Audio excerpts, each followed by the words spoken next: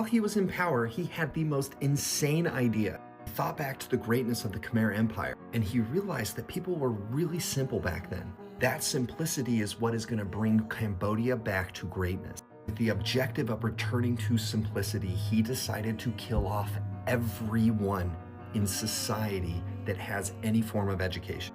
Doctors, scientists, artists, business people. If you literally wore glasses, you're a target. So what are the killing fields? Well, they're the fields where these bodies were buried. The energy at those fields, walking those fields, to this day, if it rains, you will still see bones, fragments of clothing that will come up from the earth. He killed 2 million of his own Cambodian people. So this is a monument at the killing fields. Do you notice anything in the windows? It is filled with skulls. When bone fragments are uncovered, they take them from the fields and they put them into the monument. It is otherworldly to see it in person. This right here is what they called the killing tree. You see, Pol Pot's regime knew that ammunition was expensive. They didn't want to waste bullets, so they didn't. If you were a small woman, a child, a baby, they just bashed you against this tree until you died and then threw you into a pit.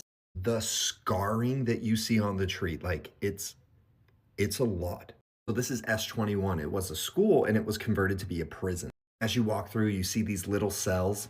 Throughout the museum, they have pictures of the people who were tried and then unalived. It is horrific. There are no words. All of it. For what? This all was going on from the years 1975 to 1979. Do you know it is almost impossible to find a Cambodian that didn't lose a family member when this happened? It impacted their entire nation and people, so why did nobody step in? Well, the answer is politics. The Khmer Rouge, as it's called, happened during the height of the Cold War. Many global leaders actually supported Pol Pot's regime because it benefited them strategically. It is disgusting because world leaders knew what was going on, but they were like, we need the Khmer Rouge to stay in power.